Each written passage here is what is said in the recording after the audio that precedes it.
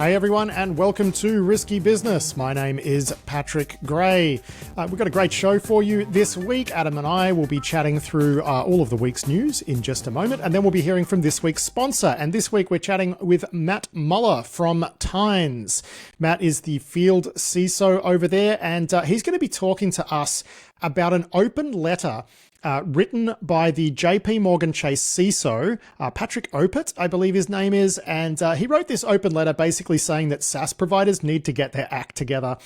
What I find funny about this letter is it could have been a letter from 20 years ago talking about like on-prem people and how they need to get their act together.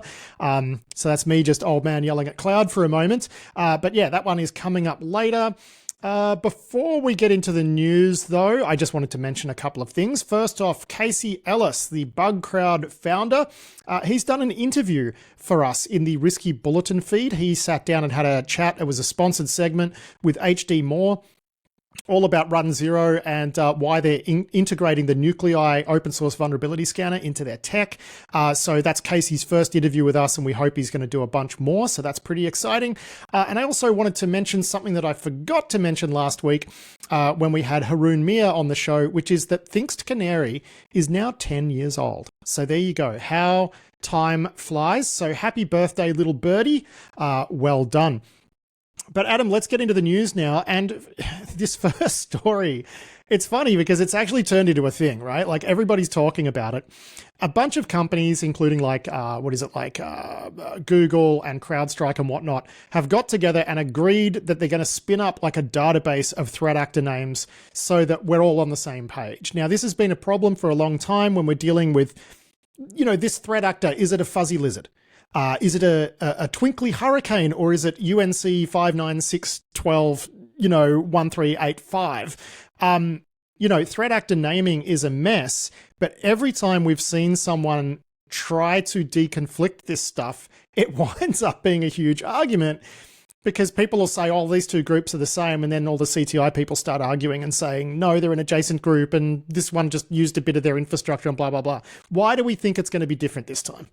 I mean, I think the answer is probably we don't. I mean, there is a little bit of, it's a bunch of companies. So it's Microsoft, CrowdStrike, Palo Alto, and Google. So that is a big group of them at least. And maybe there is some reasoning, for it this time around. But I don't think I'm particularly... I don't think that I'm particularly feel like it's going to go super well. It's not like they're making yet another taxonomy, so that's good. They didn't agree like we're just going to make new names for everything, so then we'd have an extra name to track. So they are at least going to publish some documents describing how their individual naming conventions overlap with each other. Now, how useful that's going to be and how much it's just going to devolve into, as you say, a bunch of threat intel people having fisticuffs at dawn about whether or not Winty is a real thing. I'm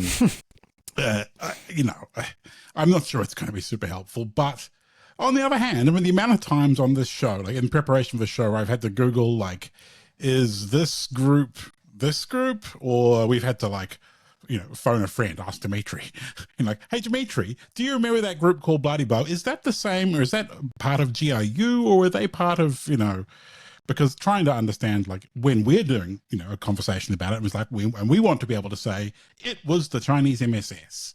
And we don't care that it's, as you say, a furry this or a fuzzy that, or an APT41 or whatever. So it would be useful to have a central kind of document repository that covers these things, but I'm not, I think it's going to work for some stuff, right? Like for some crews. But when you've got everything from, APT1, which is also Unit 21398 of the PLA, and that's their official designation. Other people call it different things. It just starts getting a bit confusing. So I think for some of the major groups, it'll work.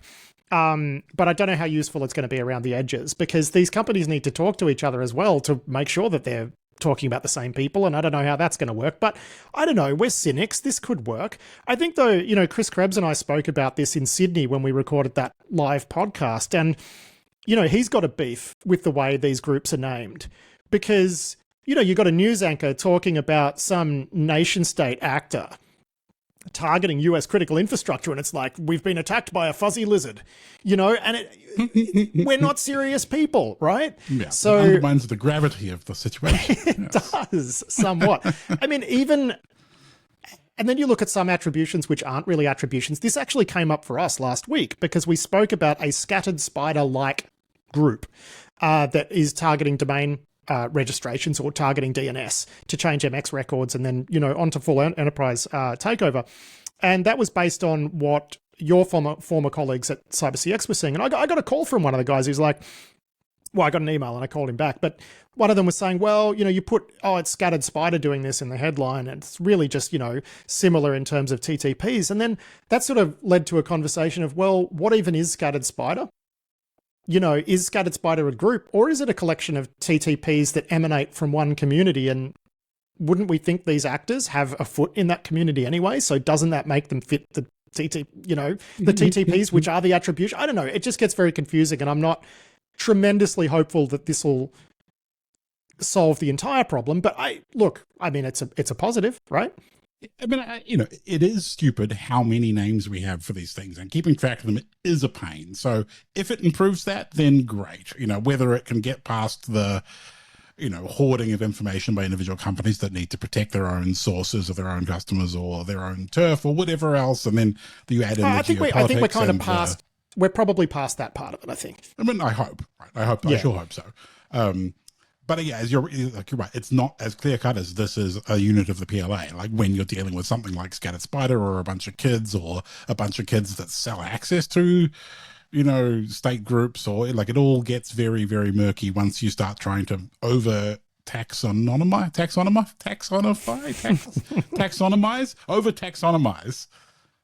this kind of stuff. So yeah.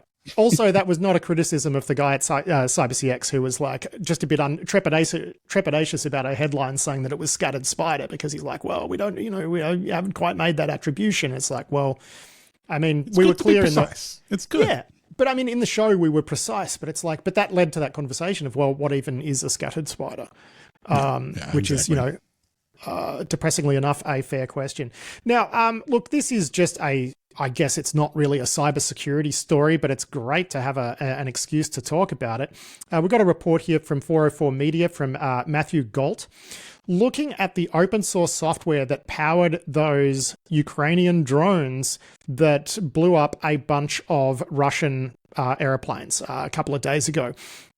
I'm guessing most people who listen to this would have seen that news where the Ukrainians managed to smuggle a few trucks into far-flung places in Russia and like as far north as like Siberia.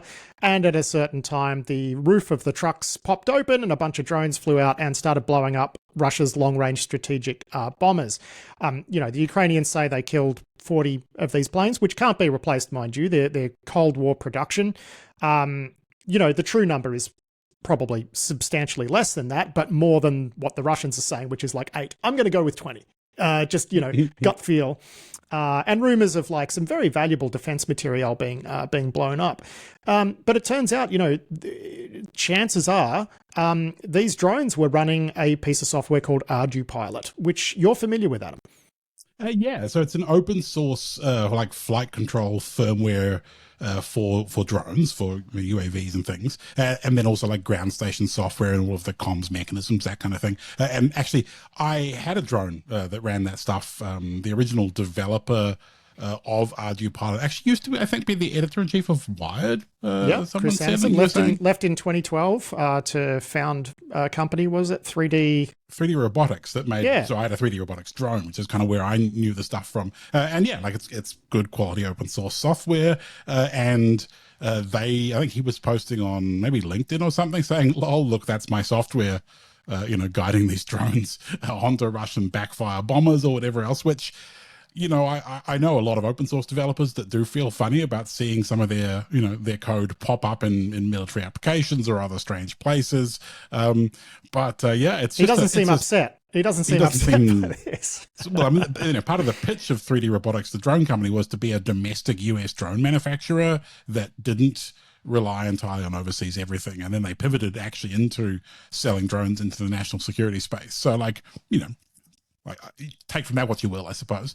But yeah, just kind of funny that, all of this open source stuff, very low cost software and hardware, being used to take out very, very expensive, I imagine, old Russian, Cold War, as you say, Soviet era military hardware. Well, it's like the meme. We can't even build this anymore. You know what I mean? Like, that's the issue with those planes that have been destroyed, is that they don't have the ability to replace them. So it is, yeah. I mean, what I find fascinating about this is it's quite, as you say, it's these modern, essentially toys, running open source software that are being used to hit one of the legs of Russia's nuclear triad, which is just amazing. And there's a bunch of people listening to this show who work in the national defense space who have to think about this now. And yeah, exactly right. It's pretty serious business, because I mean, you could also imagine this being scaled up into terrorist operations, for example. I mean, there's a lot of planes, sitting around in airports. You could do similar things to civilian aircraft or other infrastructure. It's there's a lot of lessons to be learned from the Russia-Ukraine conflict, and very few of them are about the cyber war, like we were expecting. And Between Two Nerds has opined at length about how useless, the cybers have been. But there are certainly a lot of lessons to learn from other aspects of this conflict. Yeah, and I mean, we are talking about, commodity open technology. I mean, it's hard to think through the steps of what the national defense implications of this are, because I had one person say, it could be used for terrorism. And I'm like, look, the Oklahoma City bombing was a truck bomb. You don't need to get fancy. You need explosives. And that's where a lot of the counterterrorism efforts focus, is trying to detect when people who shouldn't have them are like pulling together, large quantities of explosives and whatnot. But when it comes to, countries trying to do this to you, like state adversaries, it's certainly something to think about. Moving on, and this one is interesting. Again, not necessarily a cyber story, but definitely ties into the sort of stuff we talk about, which is Der Spiegel and Downwatch managed to pull together a whole bunch of public documents that gave staggering insight into Russia's nuclear program and the modernization of its nuclear program, various underground facilities and whatnot. And they were able to do this by siphoning off like tender documents from public sources.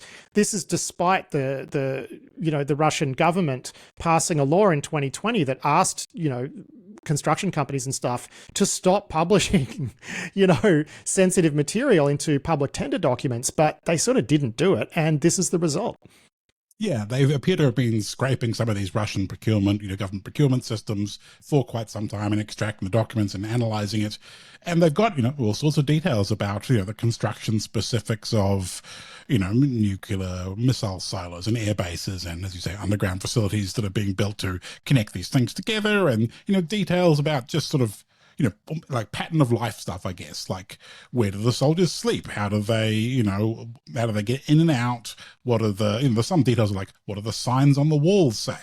And so this is all, I imagine, pretty interesting stuff. And if you were, I'm sure if you were like American defense establishment, you probably got this kind of intel already, but, having it just out there in public places for people to rummage around and find, I mean, that's a very 2025 kind of story, isn't it? Yeah, it sure is. We've also got this piece from New Lines magazine to talk about this week. And it's, look, honestly, from the perspective of someone who reports on cybersecurity stuff and, cyber-enabled intelligence, it's not a great story in terms of the way it's constructed, because it has looked at this dodgy app that was promoted to Syrian soldiers like 6 months before the regime there collapsed. And it seems clear that whoever was promoting this app and getting Syrian soldiers to install it on their devices was using it as a means to collect intelligence. The story sort of intimates that this helped accelerate the fall of the regime, but then it doesn't even really make an effort to understand the attribution here, like who was behind this app. Was it Americans? Was it the Israelis? Was it HTS? They don't really have any answers there, and yet the story does really try to link the use of this app or the spread of this app to the downfall of the Syrian regime. So I don't think it sheds any light on the actual interesting things here. It strikes me as a reporter who doesn't know a tremendous amount about this sort of stuff, getting a bit excited when discovering this story. But nonetheless, it is interesting to see reports of an app like this spreading amongst the rank and file in Syria with a decent enough lure. Well, that's the thing that I found interesting about this, is that the lure is pretty good. So the trick here was this app was promoted as kind of being related to a humanitarian organization run by Bashar al-Assad's wife, the Syria Trust for Development. And part of the shtick of this is that it would kind of offer small financial subsidies or payments to people who are in need or whatever. And if you were, a defender of the regime, you could kind of sign up for this, fill in a bunch of forms explaining what you were and which units you were in and what you're doing, what your rank was, all that kind of very useful data, at the promise of, some relatively small payments being sent to you via, some app payment system in the country. And it was a little bit unclear from reading if people were getting these cash transfers. It does seem like maybe they were. And so basically paying people to install these apps on their phones, and then it would drop a, off-the-shelf Android remote access Trojan so that the attackers had a bunch of details about the users from the sign-up process and then access to their devices, which then then what? The then what part of the story is not particularly clear, but the idea of just straight up paying, a foreign military to install your app, with a convincing enough lure like that makes total sense. And why wouldn't you do that? So, I mean, I think the main thing is here, though, that the average rank and file Syrian army soldier probably wasn't getting paid properly at all. And, this is just the sort of thing that's going to happen when you've got an army being asked to do horrible things and not really paid for it. And plus, horrific amounts of inflation, meaning that the salaries are worthless, and, endemic corruption. And some of the stories here around, army leadership selling material or selling supplies that the soldiers would normally get to kind of line their own pockets. That's sort of, in a military where those sort of things are happening, the idea that people would install a random app and give up their details for $40, not exactly a surprise. But also, that's not the sort of army that's going to win a war. So, linking cyber to this seemed like a bit of a stretch given all of the other things that were going on. Yeah, well, let's see. Now that this initial report is out there, we might discover more in the future. Who knows? Yes. Now, something a little bit more bread and butter. This one's interesting. This seems to me to be a case of a scammer who, like the dog who caught the car kind of thing. Yes, exactly. This is how this reads. Federal authorities in the United States are investigating an effort to impersonate the White House Chief of Staff, Susie Wiles. And it looks like what happened is someone managed to obtain her address book, her contacts, and has been then using deepfake audio to try to talk to some of these contacts, but really low effort stuff, like ringing from a different number saying, "Hey, it's Susie Wiles here. Can you send me some money?" Kind of stuff. So I am stuck in Venezuela and I have lost my passport. Exactly, right? So this is low effort scamming that just happened to have hit someone, where there's going to be a response to this, surely. The Wall Street Journal has a write-up here from Josh Dorsey. Pretty interesting story. Yeah, it is. And, you do wonder whether, as you say, it's just someone who kind of didn't really think this through. We're not clear if the address book contacts are from her phone, from an online service, from data leaks, from, there's all sorts of ways. I think this was particularly her personal phone, so not a government one. So, that data could have come from anywhere, I guess. There's so many places you might have leaked that. But then, just the brazenness of I'm going to make an audio deepfake of, a high-ranking US White House official and try and scam their friends for money. What thought process, goes through your head to arrive that that's a good idea to do? So, I don't know, man. Yeah, well, we've got another example here from The Record. Darina Antonyuk has reported on this one.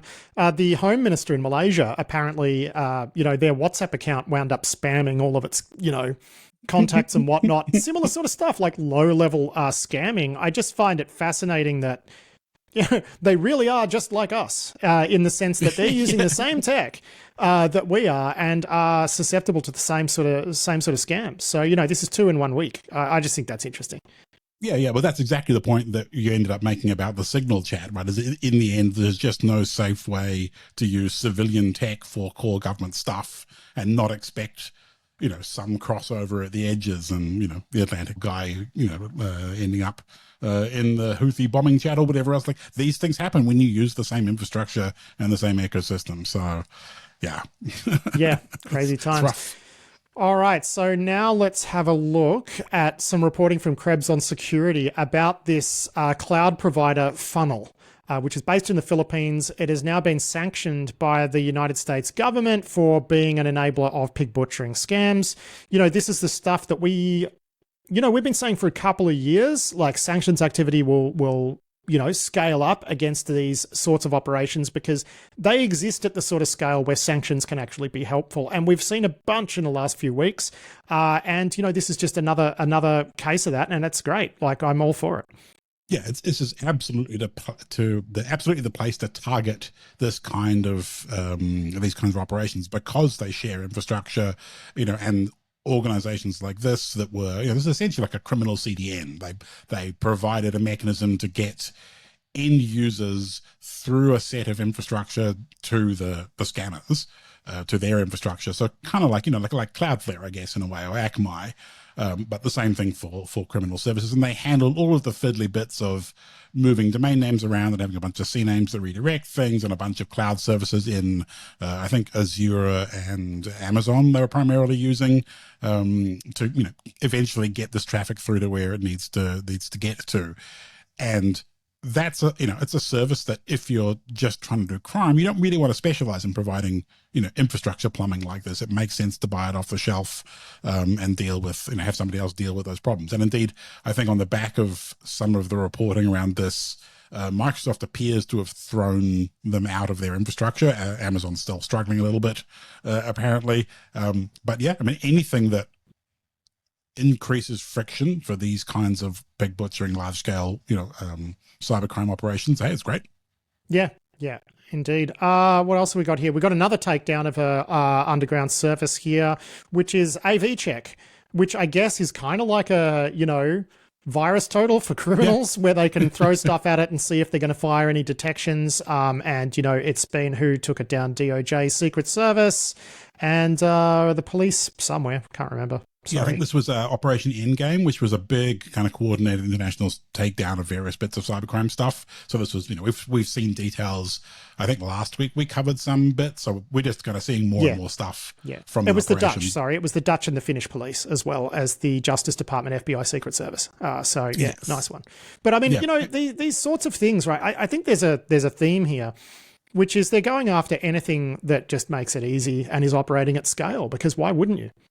Yeah, and these kinds of things are legitimately handy. I mean, when I was back at Insomnia/CyberCX, we built an internal one of these for testing our payloads against stuff because it's just like, you need one. You need to be able to know, is my payload going to trigger, F-Secure or Norton or whatever else? And it's maintaining a stack of, here's the 10, 15 antivirus products we're likely to see, keeping them running, licensed, operational, running in a sandbox in a way that's not going to leak your detections up, provide telemetry back to the vendors, but still detect properly. Like, that's a lot of fiddle work. There's some real effort involved in that. You just made me remember a funny story, which was your colleague, Pipes. I think one of your tools got snapped once by, I think it was like FireEye or someone, and they wound up writing a blog post about it, like talking about like this unknown threat actor who, we snapped their malware and whatever, and it was your stuff. That was pretty funny. Yeah. That was Cartel Thomas Hibbert. Rest in peace. Unfortunately, but that was his work, and he was very pleased actually when he saw that write up. He was quite chuffed. Did he ever tell them? Did you guys ever tell them that it was yours? I don't know if we did. Like, it's a little bit orcs to have to say, actually, by the way, this malware was just us on a gig. So I don't know. He told a few people on the quiet, but I don't know we ever made a song and dance out of it. Yeah, fun stuff. All right, now we've got the German police claiming they have ID'd the kingpin behind the Trickbot malware. This is pretty big news. Yeah, I mean, Trickbot's been around for a long time, and that sort of family of, that's got lineage back into Conti and all sorts of other groups that, have been kicking around for a long time. And the main dude behind Trickbot, who went by the alias Stern, we've seen, sanctions around. We've seen a bunch of charges filed over the years, but no one was ever particularly clear or had ever really attributed it to a real world person. And it was complicated by the fact that one of the people behind Trickbot had a nickname, had a handle they used that then somebody else in the group also used at a later date. So it all got very murky. But anyway, the German Federal Police have decided that the guy is actually a Russian man, Vitaly Nikolaevich Kovalev, 36-year-old Russian man, and clearly still inside Russia, so not going to go anywhere. And that's a guy that when we saw that the chat logs of Conti and Trickbot leaked, this is the guy that many of the people inside the group thought was like their tie to the Russian security apparatus. So he was the dude that had the relationships with the FSB and so on and so forth, and was kind of ultimately responsible for their state cover. So interesting detail. I don't know whether he will ever face any justice for it though. Well, let's see if he tries to go to bloody Disney World in Orlando or something, right? Because you always think, these guys will never get caught, and then they just do something really dumb. Yeah, go to Thailand or whatever. Yeah, exactly. But I don't think so. After this, you would think he would be staying put. Probably not. No. Some news from here in Australia. Alexander Martin has reported on this for the record. We are going to be the first country in the world that requires victims of ransomware attacks to notify the government of extortion payments made. This only applies to companies with a turnover in excess of 3 million Australian dollars, which is about 2 million US dollars. And, I think this is a good first step. So they were mulling a ransomware payments ban initially, and they've settled on this first, which I believe is a good step in working out whether or not you want to impose a ban, which is let's start by understanding who's paying and what the circumstances are when they're paying. So I've seen some people bizarrely criticize this as, this isn't going to do anything to stop ransomware. It's not really designed to do anything to stop ransomware. It's designed to give the government a better understanding of the scope of the problem. And I think that's a really good bit of policy, personally. Yeah, no, that makes total sense to me. And it's, as you say, there's a limit on the size of the business, so it's meant to affect only kind of large things. I think they said the top 6.5% of businesses in Australia meet that kind of threshold, but that does cover a pretty significant portion of the economy. And given the number of high-profile ransomware attacks and data leaks, data extortions that you've had in Australia, over the last few years, it kind of makes sense for the government to do something to get an idea. And as you say, there's no point whacking a ban in without understanding the impact and the circumstances and the scale and so on. So yeah, makes total sense. Well, and if you were to introduce a ban that had carve-outs where, someone could pay, but they would have to notify the government, you would want to understand, well, hey, what's our evaluation criteria going to be? It can't just be some random bureaucrat goes, I don't think you should pay that, and you just have to go bankrupt. They need to actually do the policy development work if they're going to introduce some sort of control on payments, and that policy framework needs to be good. Exactly. Honestly, I think this is the right way forward. But let's see if they collect a bunch of data and in 2 years they decide to do something crazy, because you never know. You never know. Now let's talk about a novel type of C2. Apparently Chinese threat actors are using Google Calendar events as a command and control, which, look, you and I have spoken about this over the last few days, because this is something that Immunity, Dave Vitale's company back in the day, they came up with similar approaches to C2 20 years ago. They really did. They even had a proof of concept that could do C2 through comments on Britney Spears' Instagram, right? This is not a new approach, but it is interesting. Finally, 20 years later, we get to see it in the wild. I'm surprised it's taken this long, because it just seems to me to be a much more stealthy way to do it. But everyone always argues back, and they're right. Why would you do this if you don't have to? And people don't have to. So maybe this is a sign that certain crews are getting snapped on the network, and they have to do this. Yeah, that's a great spin of this into a legitimately good news story. And that, honestly, I think makes a whole bunch of sense. This is the research came out of Google's threat intelligence group, and they said they had spotted APT-41, which is Chinese Ministry of State Security, if my memory is correct, And the fact that they were actually using this, like they were storing data in calendar invites for a particular date, and then the malware would poll Google, check the calendar, get its commands, return the results of command execution in that meeting invite in the calendar on a particular day.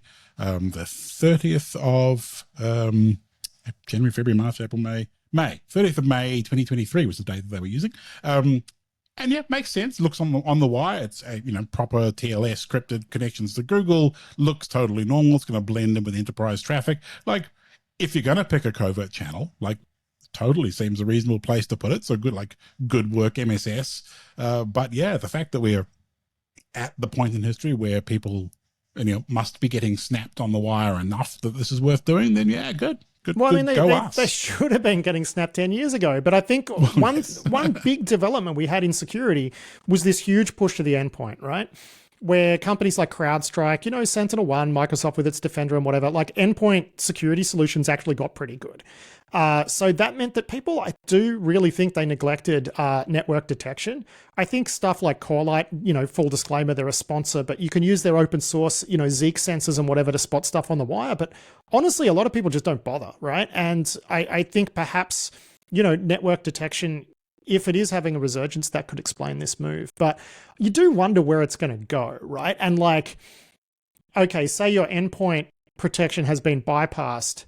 You ain't going to see this stuff on the network, as you pointed out earlier, right? Like, so this, I don't know. It's always made me a bit funny, that whole paradigm of like using legitimate services for C2. Conversely, though, once there is a detection, it's going to be pretty easy to roll up a campaign. Like for Google, oh, well, they're using our calendar service. They can go hunting for it and roll it up. But then you've got redundancy and whatever. Maybe then they move to Britney Spears's, Instagram posts or whatever. But yeah, you wonder if this is the future of C2. I've thought it was, but I've been wrong because I've thought that for 15 years. Yeah, like clearly if this was going to be a game changer, they would have already done it. And then, part of me thinks about, every time whatever Israeli university is that does all of the radio side channel stuff, and it's like, maybe we'll move to, modulating the data out of the VGA cable or out the, HDMI cable by flickering a little pattern of bits somewhere on the display, and that would be new C2, but yeah, there's always exotic things to do. But the reality is most people, just bung it down a TCP socket on the wire, and Bob is your uncle. Yeah, you just showed your age a little bit there with that VGA reference guy. I know. Yes, what next? Are they they'll sneak it out through the parallel port. Okay, what else have we got here? Oh, we got more details on the Coinbase, breach, where it looks like the root of this. I mean, this is a story from, where is this? From Reuters. That says really what was happening here is it's outsourced, customer service agents in India. They worked for a firm called TaskUs. Were sitting there taking photographs of their work computers with their personal phones in order to get the data out. And they were doing this for bribes. And I was just thinking, if you've got a bunch of sort of, people in not great working conditions getting paid awfully while they're watching just rivers of crypto money flowing all around them, of course this is going to happen. I mean, yeah, exactly right. What did you expect? And yeah, what do you do? Like, I mean, that, you can't detect this with, endpoint. You're not going to, spot this with your, data leak prevention software. That analog gap is a very real thing. And ultimately, as you say, it comes down to inequality. And if you have to pay your customer services people for Coinbase or whatever they were doing for Coinbase, sufficient to handle security of, and the physical, like personal finger level security of multi-millionaires or billionaires of the crypto world, then, that gets a lot more expensive than I imagine many places are willing to pay. And, how many people's fingers do you got to get chopped off before it's worth paying these people, such that they don't want to take bribes? I don't know.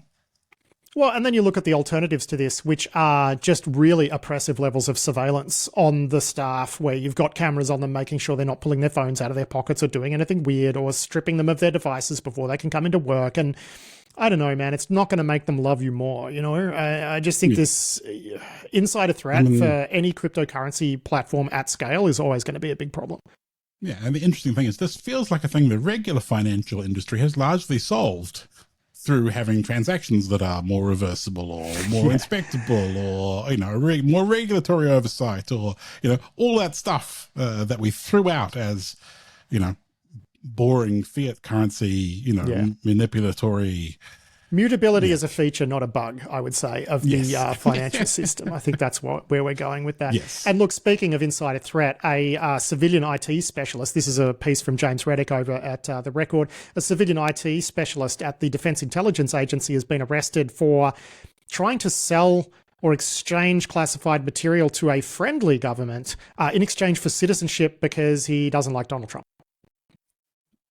I mean, it's kind of got a point, perhaps. Yeah, it's a funny story also, because the guy worked for the Defense Intelligence Agency in the Insider Threat Division, which, irony much, yes. But of course, he fell for a FBI sting, offered to, you know, classified data to FBI agents, turned up on a park bench or whatever, with the thumb drive full of confidential classified information, and then, needless to say, is now probably going to go to jail. So Nathan Villas Latch, 28 years old. So, but yeah, pretty funny that he was with the military agency's Insider Threat Division. Yeah, I mean, you know, I guess he had some ideas of, you know, what he could do, but that's. I don't know. How do you deal with that? You know, I guess this is how you deal. You entrap them and put them in jail. You know, it's really funny. Just you saying, oh, he might have a point that Donald Trump is no bueno is going to be enough to get us mail and like downvotes on YouTube. Like, there is not a more fragile group in the world than Trump supporters, because they get so sad when someone just says, I don't like the leader that you like. They're like, no, downvote, you know, angry emails. Pretty funny. Anyway, look forward to reading them all. Not. Suzanne Smalley, for The Record, has reported, a bunch of places are reporting this, that NSO Group is appealing the damages awarded to Meta in that lawsuit. You know, they're saying $168 million, you know, goes against Supreme Court precedents, which should limit, you know, damages to being a certain multiple of compensatory damages and blah, blah, blah, blah, blah. They're saying they can't pay, which I just think, you know, lol, good. And, you know, there was always going to be an appeal on this one. So I don't think this is terribly surprising. No, you're right. There was always going to be an appeal, and, you know, they would find something to appeal about. In this case, you know, they are claiming that the damages are sufficient, that, you know, the damages are the jury deciding to bankrupt NSO, and that should therefore be beyond their, you know, remit or whatever else. So, appeal is going to grind on, and, you know, we'll see you in a couple of years with an update. Yeah, exactly. Now, we've got some updates here. Another one from The Record, John Grieg, with this report about Connectionwise. Now, we saw some time ago that there was some sort of campaign, some sort of threat actor using Connectionwise to breach all sorts of organizations. Details were never pinned down particularly, but it looks like this was nation-state-backed attackers doing this. That's the new info here, I guess.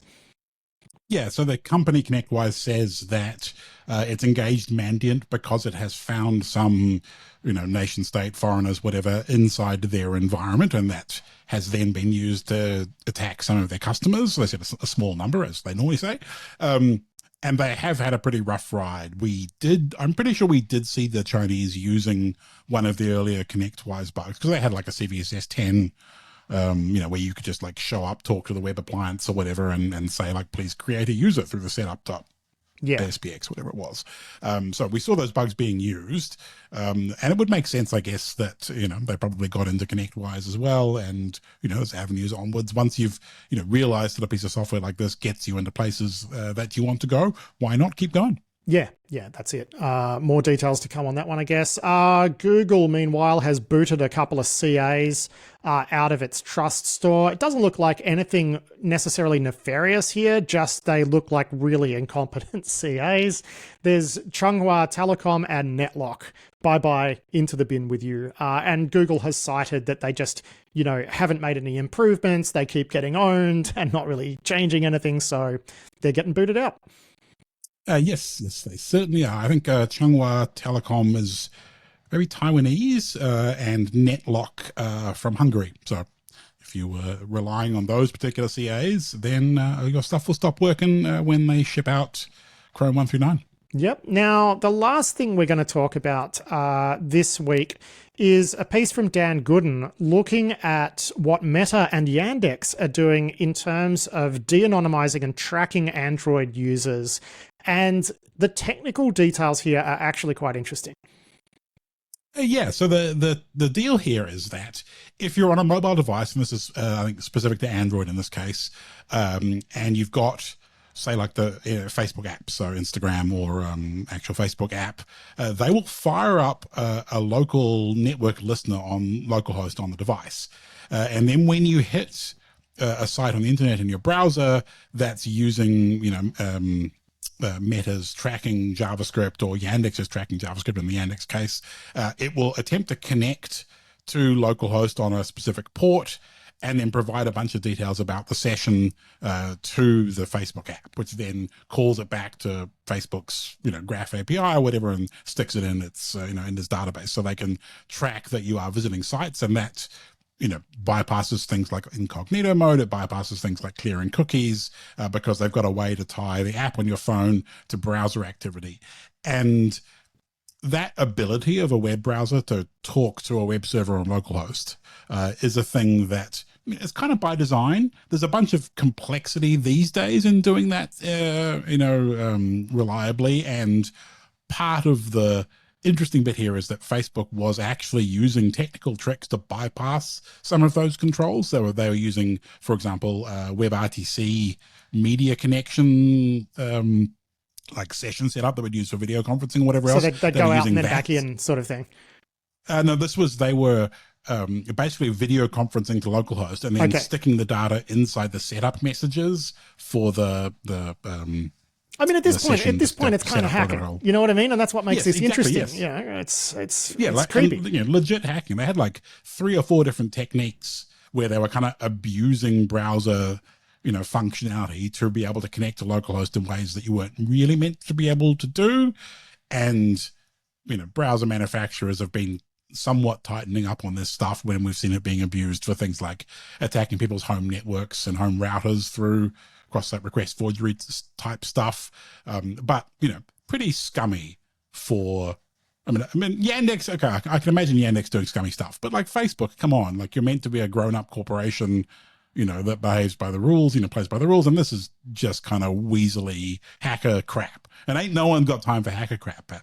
Why does the Facebook app need to spin up a service on localhost, though? Well, that's exactly, and there is no good reason for it to be doing so except for this type of shenanigans. And I believe that the iOS restrictions on communications to localhost, they're a lot tighter, right? So it looks like this is not necessarily working on iOS, but this is really bad. Like it is really bad. It is, right? There's the technical part of it, like they're doing hacking in a sense, but there's also your users expect some certain things and have given you kind of consent, be it implied or explicit, to do some certain things, but you're kind of circumventing the intent of that relationship, right? Your users are using incognito mode in their browser because they don't want you to track them and associate this activity with their Facebook account. That's what they are saying they want by doing that, and you're doing the opposite. So, weasel, nasty, no biscuit, bad Facebook. It's funny. I think the difference between you and me on this one is I am not surprised at all. I am Jack's complete lack of surprise that Meta would be doing something like this. No, I am not surprised either. I'm just disappointed. You're still disappointed, man. You're an eternal optimist. All right, we are going to wrap it up. Facebook account. We're going to wrap it up there. Adam Boileau, thank you so much for joining me to walk through this week's news. A pleasure as always. Yeah, thanks very much, Pat. I'll talk to you next week. That was Adam Boileau there with a check of the week's security news. Big thanks to him for that. It is time for this week's sponsor interview now with the field CISO from Tynes, Mr. Matt Muller. Tynes is a terrific automation platform that is indeed very popular with a large section of risky business listeners. Just very, very useful stuff. You can find them at tynes.com if you're looking to automate certain tasks. Like people in security might use it for stuff like phishing response automation. That's just one example. But it is very much a Swiss Army knife and very, very cool stuff. So check them out.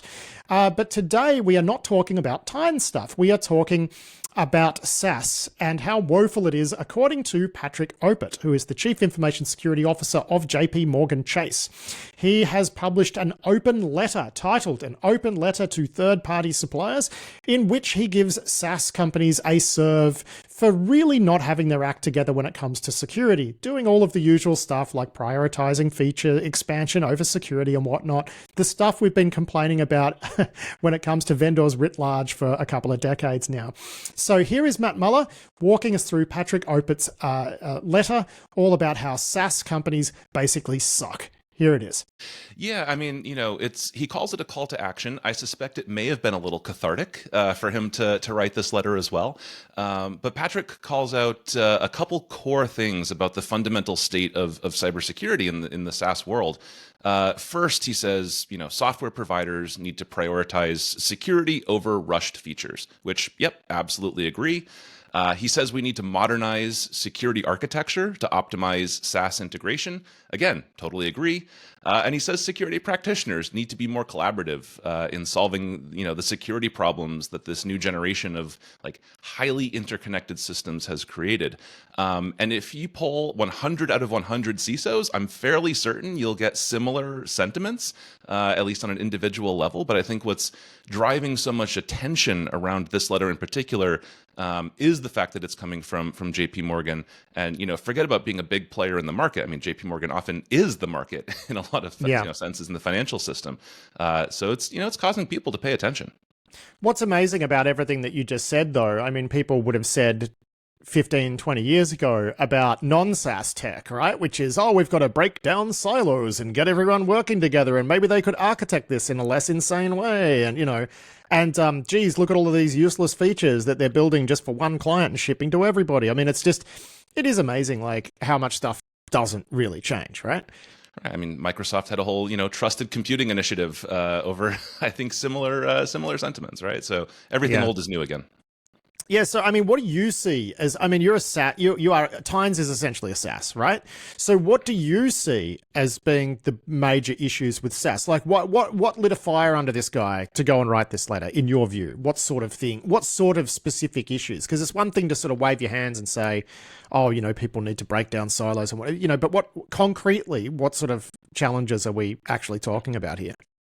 Yeah, I mean, I'll be honest, when I first read this letter, my first question was, okay, what happened, right? Because, if you see a sign that says no riding motorcycles on the casino floor, you sort of suspect there may have been an incident that caused that sign to be put up, right? It's funny, actually, at the hospital where my son was born, there is actually a sign in the parking lot of someone riding a motorcycle on one wheel.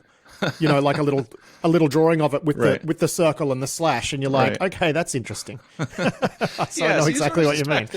There may have been a root cause here, but that certainly doesn't have to be the case, right? And if you look at some of the examples that he calls out in the letter, like AI integrations into calendar apps, you also suspect that, maybe just the influx of AI tooling and the demand from the business to integrate AI into everything, everywhere, all the time, may have caused a little bit of a tipping point here. Compliance headaches is what I'm hearing too about AI everywhere, is people are literally selling products now to help you block it from, browser extensions, from browsers generally, from, users visiting sites that use them. And it's a headache. Yeah. And, I think, JP Morgan has a very strong security reputation. But I can imagine even within their walls, there are people that are clamoring for AI use cases, right? And so I can certainly imagine, being in his shoes and looking out at the world with a little bit of despair, because, you look at even common platforms that everybody uses, like, Google Workspace, and it still lacks, I think, a lot of the security features that, you sort of expect from enterprise tooling. I thought it was sort of interesting that, in his letter, he calls back to, the old days when you had network segmentation and these things. And, we can maybe quibble over whether moat and castle security was actually more secure, but there certainly was more inspectability, right? You were literally able to sniff all the network traffic and, and had a lot more, visibility into the hosts that were running and so on and so forth. And so, that lack of inspectability in a lot of tools, I think, is killer for folks. Yeah, I mean, I certainly see where you're coming from there. I mean, the lack of sort of a standard way to look at logs out of these services. I mean, I do think it's changing, right? Like, there's a bunch of good products now that'll take, logs out of CloudTrail. They'll take logs out of your M365 and your Google Workspace, and they'll actually be able to do stuff. But they're all really expensive, like third-party solutions, right? Like you would think a lot of this stuff should just be built in.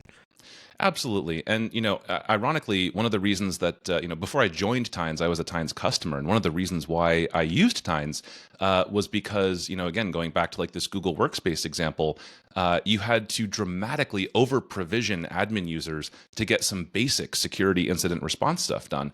And even, though Google has an audit log, it's a little bit lacking in detail in some areas. And so we said, it's insane to give, a massive team 50 super admin roles in our Google Workspace tenant. Maybe we just do one, use it through Tines, and have that audit trail, have that inspectability, and have that control that, again, quite frankly, I would sort of expect to see some of these major SaaS providers starting to build in, right, if they're taking a true secure by design approach. Yeah, I mean, I remember like 10 years ago, the whole thinking was, oh my God, apps are eating everything, right? Like everything's going to be a web app. And it seems like we're in the midst of something now where everything's going to be SaaS. And I mean everything. Like it is absolutely insane the degree to which core enterprise functions are now done in third-party, on third-party sites. And how are people authenticating to them? I don't know. I mean, we set up SSO, but there's like a bunch of other methods that work. And like, how are we logging them? Well, we get a little bit here and a little bit there, and we sort of throw it onto a disk and, grep it occasionally. But right. I mean, it is the case that SaaS is just eating enterprise computing now as well, isn't it?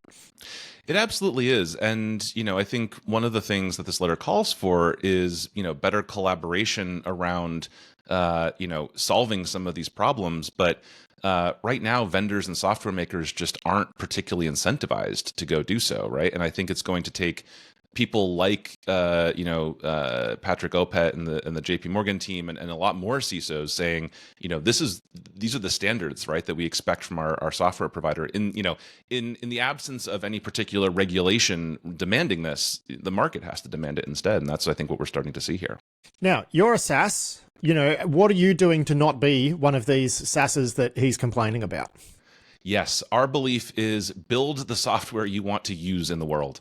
And so that includes everything from, deep inspectability of, everything that happens within the Tines tenant to, making sure that we're, following secure by design principles. And, the future of the CISA secure by design pledge itself is a little bit murky at the moment. But, we signed on to that because we realized like this is how we've been building software, right? We realized that we're a pretty critical part of the software supply chain, and we don't want to be the place that CISOs are worried about a security breach occurring.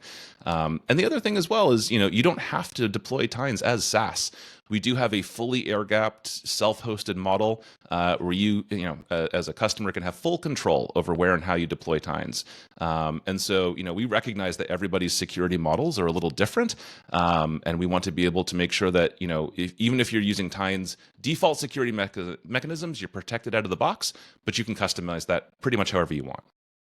To me, it felt like, and you did an interview recently with my colleague Tom Uren talking about the secure by design stuff, but it did feel like secure by design was initially like the idea behind it, this CISA initiative, was to get border devices into better shape, right? Like, corporate firewalls and VPNs and things like that, which were the really sort of, the quality just wasn't there, right? So how does secure by design apply to SaaS though? Because it didn't seem like they were really targeting SaaS with this initiative. Yeah, I mean, if you look at the SaaS world, I do think that again, a lot of the inspectability that you get when you have full control over your own hardware and software stack often isn't there, right? And oftentimes security features are gated behind, a higher subscription tier or what have you. Things like, there's literally a website that tracks the SSO tax on that different providers have. And so I think, even for SaaS providers, there is absolutely an obligation to make sure that they're abiding by these principles and making sure that defenders have the ability to use SaaS platforms in a way that makes them comfortable, right? Everything from how they do RBAC to how they make sure that you can do incident response even if it's in a vendor's platform. Now, Tines is an automation platform, right? Used to do, like, it's a generic tool, right? You can use it to basically kick off any sort of automation you want. Now, you've talked about inspectability. What sort of logs are people grabbing, and what are they doing with them, right? Because it's so generic. I mean, that's a pretty wide gamut of activity that you're going to be logging. So how are people even using Tines logs? Or is it more that they're just storing them and it's got a complete picture of what's happened in case they need to go and like just scroll back and look? A little bit more of the latter. We make sure that every action that's taken within the Tines tenant is instrumented, so you can get a sense, full kind of replayability of who has done what, which is great from an admin point of view. And then, even within the workflows that run, those also have their own separate audit trails of what credentials were used, what actions were taken, what data was sent and received, right? And so again, there's sort of a very clear trail of what's happening within the platform. It's not some opaque system where you throw data in one end and hope you know what's going to come out the other end. You get to see the full chain of what's actually happening.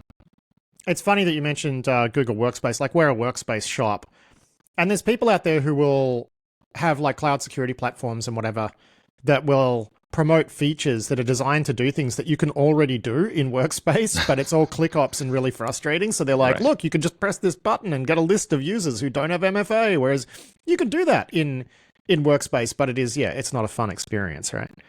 Yeah, and you see vendors do some very eyebrow-raising things when it comes to operating on some of those features. Like, I've seen vendors say, provision us with an actual user account, and we're going to do some sort of magic screen reading with those super admin privileged credentials in order to do the click ops for you. Which, I mean, it's a little bit of an interesting approach, not necessarily one I'd recommend. I think this is again one where the world collectively, hopefully Google is listening, right, and understanding that to truly serve enterprise clients, you have to be available over API. I mean, again, this world talks about SaaS, but I do think APIs and programmatic access to all these platforms has to be the future. Well, it gets interesting. Like, you just touched on something interesting there, which is a bunch of these SaaS products are designed to do things to other SaaS products, right? So they need highly privileged access to them. And the way that access is provisioned is sometimes quite insane.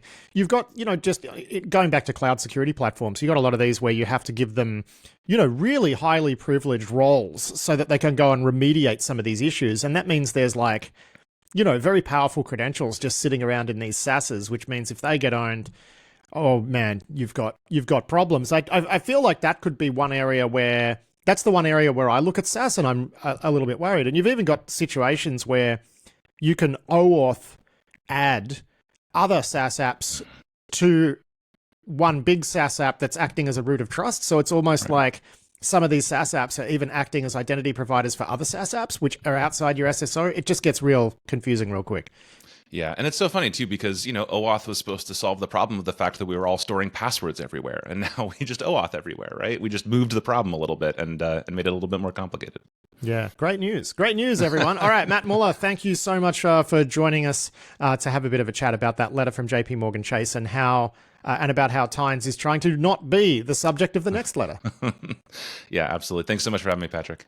That was Matt Muller there from Tines. Big thanks to him for that, and big thanks to Tines for being the Risky Business sponsor this week. And that is it for this week's show. I do hope you enjoyed it. I'll be back soon with more security news and analysis. But until then, I've been Patrick Gray. Thanks for listening.